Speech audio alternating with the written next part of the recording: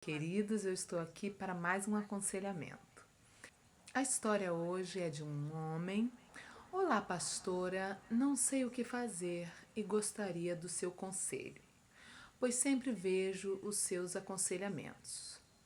Me chamo Fulano, tenho 45 anos, me converti há mais ou menos 15 anos atrás e desde que eu me converti desejo me casar. Sou divorciado, me divorciei antes de me converter. Já tive algumas namoradas na igreja, mas não deu certo, nenhum desses relacionamentos deram certo. Hoje eu ocupo um cargo de liderança na minha igreja e sei que eu preciso me casar com a mulher certa para que meu ministério seja abençoado. Porém, sempre tive dificuldade de me manter em santidade sexual em todos os meus relacionamentos, mesmo depois de convertido, mesmo, ele diz assim, mesmo com moças de dentro da igreja. Acabei caindo em pecado, na verdade, em todos os meus relacionamentos anteriores.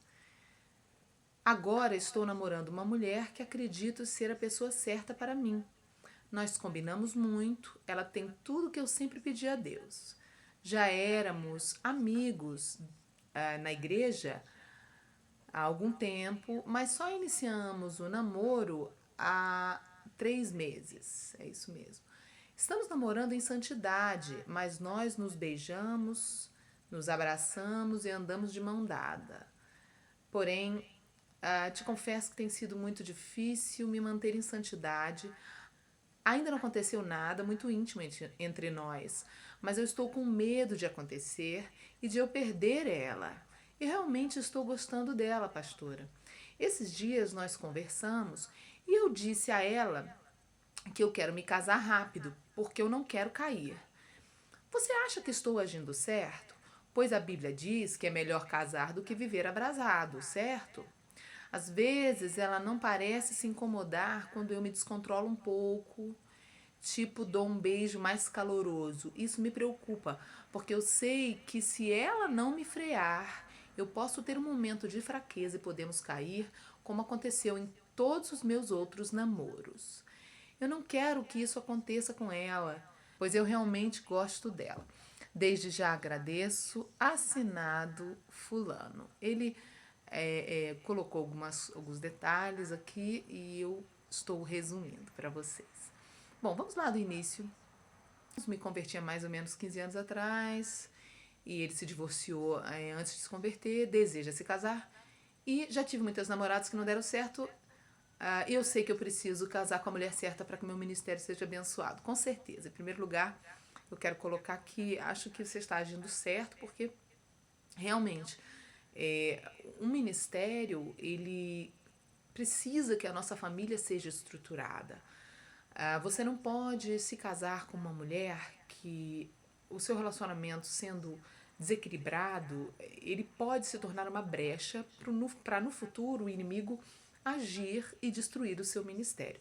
Porque quando a gente tem um ministério, a gente carrega o nome do Senhor, a gente tem que dar testemunho, a gente tem que viver o que a gente prega, certo? Então, é realmente muito sério isso. A maior decisão da vida de um crente depois da gente aceitar Jesus é o casamento, é a escolha da pessoa com quem nós vamos nos casar, ok?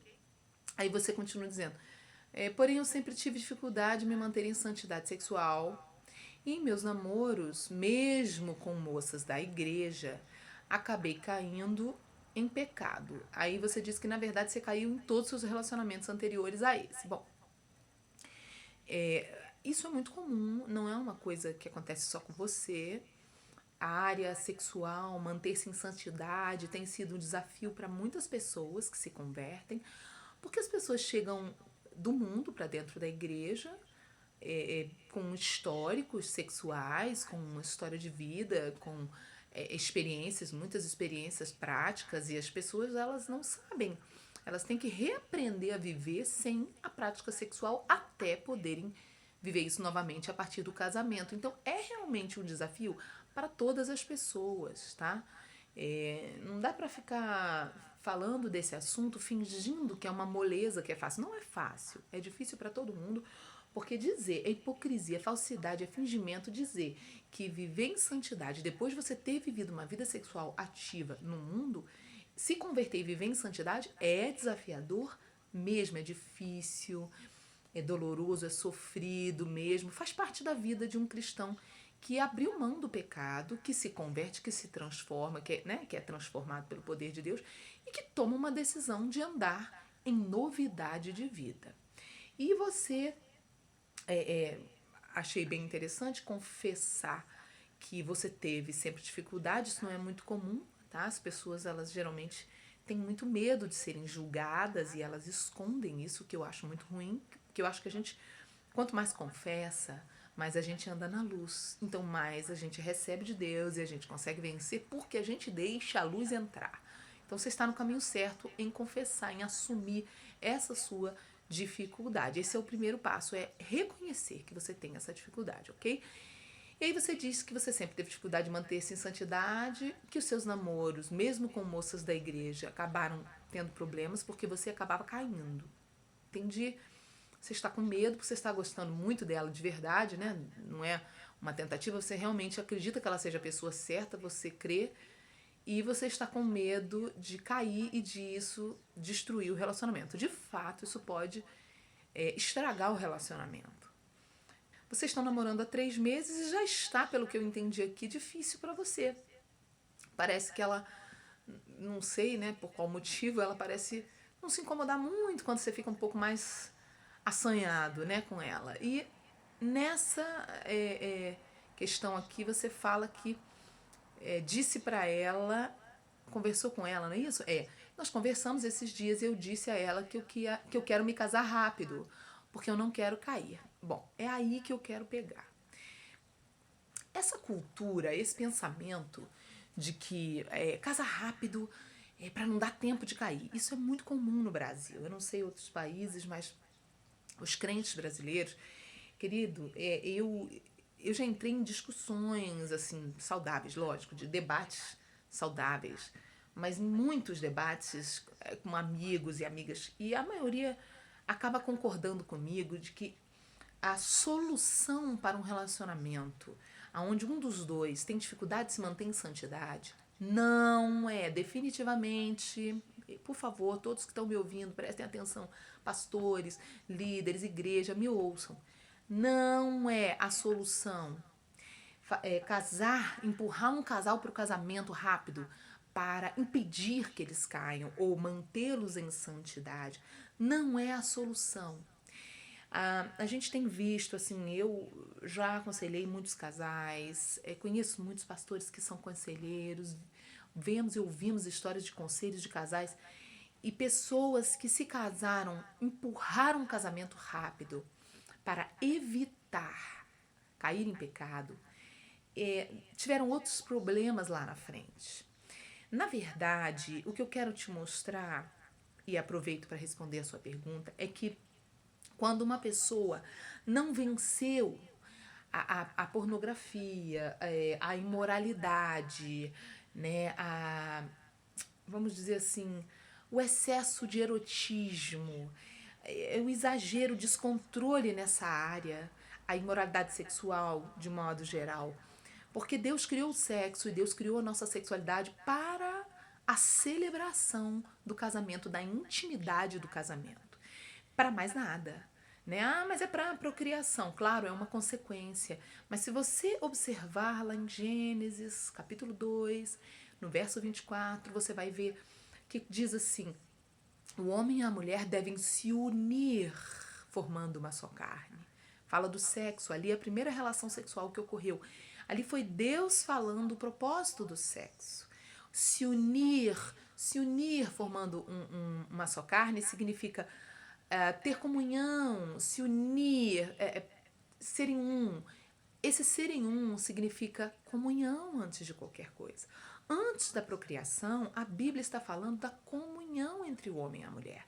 Então o sexo foi criado para a alegria do casamento, é de Deus, né? Mas fora do casamento se torna um ato de rebeldia. Assim como a masturbação, no caso dos solteiros, né, se torna um ato de rebeldia. Porque qualquer experiência de prazer sexual que uma pessoa provoca em si mesmo, sendo solteiro ou solteira, a pessoa está se rebelando contra o tempo que Deus quer que essa pessoa espere para se casar. Você pertence a Deus, né? Vamos raciocinar para a gente entender. Você pertence a Deus, você entregou sua vida para Jesus. No momento que você entregou sua vida para Jesus, você é propriedade dele, você pertence a ele. Né? Nós pertencemos a ele. 1 Coríntios, capítulo 6, a partir do verso 18, 19, lá, fala, né, se não me engano, no verso 19, eu não sou muito boa de decorar, mas estou melhorando. 19 ou 20, tá, gente? Eu vou colocar aí embaixo para vocês a referência certinha. Que nós fomos comprados por preço, que nós não pertencemos a nós mesmos, porque Jesus nos comprou pelo preço do sangue dele. Então, a partir do momento que você entregou sua vida para Jesus, você não pertence mais a você. Ah, eu sou solteiro. Quem é que tem que dar o aval e a bênção para você se casar? Quem tem que dizer para você, pronto, essa é a pessoa. Realmente pode continuar, prossiga que essa é a pessoa certa para você, da minha vontade. É Deus. Então tem que buscar a direção de Deus para se casar. E aí você se casa e tem a bênção para usufruir de intimidade sexual com o seu cônjuge, com a sua mulher, no seu caso, né? E aí, quando você ou qualquer pessoa, mulher, homem, que seja quem for, começa a ter vida sexual sem ter essa bênção, sem ter se casado antes da hora, a Bíblia fala que tomar posse de uma herança antes do tempo traz maldição. Isso aí abre legalidade para demônios entrarem na vida de uma pessoa e destruírem a vida da pessoa. Até mesmo a sexualidade no casamento pode ser destruída por causa de pecado que foi praticado antes de casar. E quando o homem casa rápido, ou a mulher, né, casa rápido para poder não pecar, eu vou casar rápido porque eu não quero correr o risco de pecar. Gente, isso aí é tapar o sol com a peneira. É tentar, com o protocolo do casamento, resolver um problema que está abaixo, está embaixo disso aí. Que é o problema interno da pessoa. A pessoa não venceu a área de obediência interna na área sexual. É uma conquista interior, eu posso falar disso, eu tenho um testemunho muito forte nessa área. Se você nunca ouviu meu testemunho, eu acredito que você já deva ter ouvido por isso. Mas muita gente que não conhece, entra aí no YouTube, pesquisa testemunho e principalmente as entrevistas que eu já dei, onde é sempre uma das perguntas mais comuns, é a pergunta sobre quem eu era antes, as coisas que eu fazia, a vida impura, né, que eu vivia na área sexual, e Deus realmente me salvou. Eu não era crente, eu não conhecia Jesus. E a partir do momento que eu me converti, eu iniciei um processo de mudança nessa área da minha vida. Não foi instantâneo, as coisas não mudaram rapidamente, mas eu não desisti, eu não descansei enquanto eu não atingi um lugar onde eu vivo fora da prática do pecado nessa área. Né? Eu vivo uma vida de santidade sexual. É muito importante para que quando eu me casar, o meu casamento seja um casamento abençoado na área sexual também. Então, o meu conselho para você, vamos lá, minhas respostas. Primeiro, você precisa vencer esse seu desejo louco antes de casar. Casar não vai resolver o seu problema. Pelo contrário, casar pode piorar o seu problema, porque é aí que muitos homens se tornam adúlteros. Porque como não aprendem a ter um autocontrole, casam para tentar tampar o sol com a peneira e não conseguem se satisfazer suficiente com uma mulher ou com a esposa, né, com a mulher que casou, e aí começam a olhar. E o adultério começa no olhar. No momento que você olha uma mulher lá fora e cobiça e tem desejo por uma mulher que não é a sua mulher, você já começou a adulterar. Foram palavras do Senhor Jesus, tá? Não é uma invenção de Sarah Shiva isso não. Então, por favor, primeira coisa, você precisa vencer isso. Você precisa entender que você não pode esperar que o casamento tape esse buraco na sua vida. Você precisa, em Deus, ser um homem capaz de ficar sem sexo. Por quê? Por Jesus, por amor a Ele. Porque Jesus, meu bem, Ele morreu. Vamos ter reverência para falar, temor do Senhor para falar. Ele morreu virgem, sem nunca ter tocado numa mulher, para que a gente pudesse ter uma vida íntima em santidade dentro de um casamento. Adão sucumbiu, cedeu a uma mulher. Adão deixou uma mulher, entre aspas, tá? Seduzi-lo. E Jesus, na Bíblia, foi chamado do quê? O último Adão. Não é coincidência que Jesus nunca tenha tocado em mulher em sua vida. Jesus foi chamado o último Adão por vários motivos, mas um deles é porque Jesus, ao contrário do primeiro Adão, venceu a mulher, conseguiu dizer não à mulher, conseguiu se manter em santidade. E por isso foi chamado o último Adão. Jesus morreu sem tocar em mulher. Então não fique achando que você está fazendo muito quando você está em abstinência, X tempo, tantos meses, tantos anos. Não é nada. Quando as pessoas chegam para mim e falam assim, você está há muito tempo em abstinência, mais de 10 anos, Sara Shiva, eu falo, gente, isso não é nada. Isso não é nada. Seria difícil se Jesus tivesse chegado para mim e falado, minha filha, eu quero que você morra sem relacionamento. Ele não me disse isso, ele me disse, olha, até você casar. E muitos acham que estão esperando demais, muitos acham que estão pagando um preço muito alto. Como que a gente pode comparar o preço que a gente paga com o preço que o nosso Senhor pagou na cruz? Chego a ficar até indignada. Então, isso não é nada. Você precisa vencer isso pelo bem do seu casamento. Agora, vamos lá. Como vencer? Bom, você precisa buscar mais, orar mais, santificar-se mais. E existem algumas ferramentas, existem ferramentas bíblicas para isso. Uma delas é o jejum. O jejum é uma das ferramentas mais poderosas para a santificação das vontades do corpo, porque o jejum, ele faz com que você treine suas vontades em não fazer o que você quer o tempo inteiro, porque como a alimentação é um instinto natural básico que a gente tem, quando você restringe sua alimentação, você tira alguns alimentos e coloca outros. Eu não estou dizendo, tá, para você fazer um jejum completo, ficar sem comer, não é isso. A minha proposta é assim, um jejum onde você tire alguns alimentos que você gosta muito, mas que não vai prejudicar a sua saúde, ok? É um jejum parcial. Então, pega aquele alimento que você gosta, tá? De repente um refrigerante que você gosta, doces, frituras, ou às vezes um ingrediente, ou farinha de trigo, às vezes você vai tirar carne vermelha, não sei. Aquilo que você realmente sabe que vai doer, que você vai continuar podendo se alimentar, tendo saúde, mas vai doer na sua carne.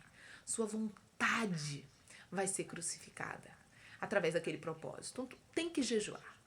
Então tem que jejuar porque jejum, ele mortifica a carne, ele mortifica a sua vontade, ele muda o seu querer, ele mexe em você e ele te mostra que a vida não é assim, que você não faz o que você quer a hora que você quer.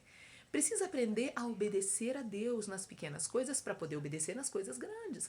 Quem não consegue dizer não para um bolo de chocolate, não vai dizer não para a imoralidade. Vai ser muito mais difícil você vencer uma coisa maior se você não consegue vencer uma coisa pequena. Então você tem que aprender a jejuar. O jejum é uma forma de você dominar suas vontades, ok? Uma outra coisa muito importante, pelo que você falou aqui, você colocou que vocês se beijam, que o relacionamento de vocês se abraçam, andam de mãos dadas. Foi isso que eu entendi. Ok. Eu aconselho, isso não é uma doutrina, é um conselho meu, tá? Porque existem casos onde as pessoas conseguem namorar com beijinho.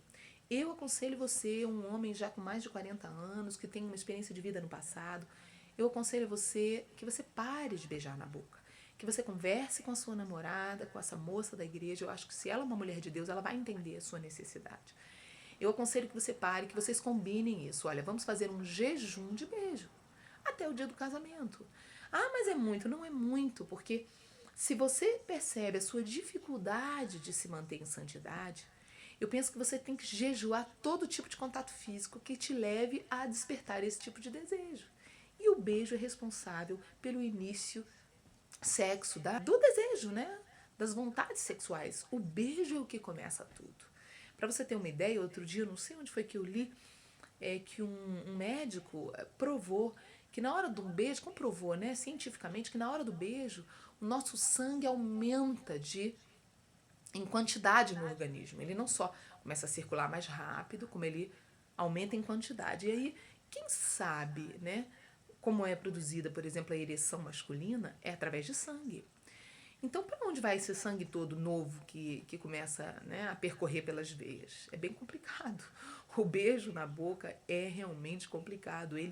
Eu aconselho, tá? Eu acho que ele deveria ser restrito para as pessoas casadas. Eu penso que as pessoas casadas beijam pouco, sabe? Acho que a gente tem que aprender a guardar o beijo para o casamento, porque é uma coisa que o casamento precisa. Já os namorados não precisam muito de beijo, gente. Precisam orar mais, conversar mais, brigar para conhecer como é que um e o outro são quando estão nervosos. E eu penso que isso aí ajudaria muitas pessoas a viverem casamentos melhores. Agora, voltando aqui para o seu e-mail, você pergunta, né, para mim se eu acho que é certo você casar rápido com ela para você não cair. Eu acho que não. Eu acho que você não deve casar rápido, porque casar rápido é um risco. Depois, se você casa rápido, sem ter ajustado com ela um monte de coisa que vocês têm que ajustar. Namoro serve para vocês se conhecerem, ajustarem coisas, ok? É muito pior. Para resolver é muito pior. Então eu penso que você tem que mudar e vencer essa sua vontade descontrolada antes de casar. Você precisa ser um homem que venceu isso. Em Cristo somos mais que vencedores. Você vai conseguir porque Jesus conseguiu e Ele pode te dar essa graça. Você precisa vencer isso. Você não pode ser um homem dominado pelo desejo. Você precisa ser dominado pelo Espírito Santo. É muito importante. Amém? Até porque se você já está ministrando na igreja, se você ocupa algum lugar na igreja de liderança, você sobe no altar do Senhor. É hipocrisia. Você subir no altar do Senhor e falar de santidade quando você ainda não tem fruto de santidade na sua vida. Sabe, eu conheço muitas histórias de homens que casaram para fazer sexo, entendeu? E o casamento, o propósito do casamento é muito mais do que fazer sexo. O sexo, ele é a cereja do sundae no casamento, ele não é o conteúdo do casamento. E é por esse motivo que nós vemos tantos divórcios, tantas histórias tristes, porque as pessoas não são orientadas a vencer a coisa mínima para depois vencer uma coisa muito maior. Então aprenda, prossiga nesse caminho. Entre em santidade radical com ela, sabe? Se preciso for, inicie um tempo nesse namoro onde vocês não se tocam, nem pegam na mão do outro, se necessário for. E se ela for a mulher de Deus para sua vida? Se ela realmente se importar com você, ela vai entender que você precisa disso, da ajuda dela. Ela vai se compadecer dessa situação e ela vai te ajudar. E não ficar te seduzindo e te tentando. Pelo contrário, ela vai entender o quanto isso é importante para você e ela vai te ajudar. E aí, meu bem, olha, eu conheço pessoas que fizeram isso. E as histórias e os testemunhos são lindos. Deus não abre as portas não, gente. Deus escancara as janelas dos céus e começa a derramar. E as pessoas contam histórias. Quem paga o preço de santidade, de obediência diante de Deus num namoro santo? As histórias são de muita bênção, sabe? De recompensa, de coisas que as pessoas nem podiam conquistar. Gente que não tinha condição nenhuma de comprar um apartamento, Deus abençoou. Coisas lindas eu já ouvi. Então, pague esse preço, sabe? Jesus fez muito mais por você. Esse é o meu conselho, sabe? Você me pergunta no final, o que eu faço? Eu não quero que aconteça com ela o que aconteceu com as outras, né? Quer dizer, cair em pecado. Faça isso. Tenha um comportamento de um homem inteligente. Não confie na sua carne e não se arrisque. A carne é enganosa. Jeremias 17:9 fala isso. Enganoso é o coração, fala da alma e do corpo, da carne. Enganoso, desesperadamente corrupto. Não confia nas suas vontades. Sabe, confia no Senhor. Bendito é aquele que confia no Senhor. Faça o que eu estou te falando. Siga esse conselho, porque eu sei que Deus vai te honrar.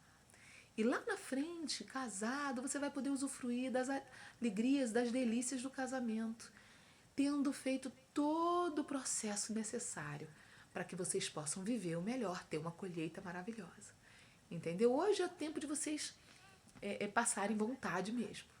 E a melhor maneira de você passar vontade tendo um autocontrole é negando as suas vontades através do jejum. Jejum, às vezes, de alimento e jejum mesmo de contato físico. É o meu conselho para você.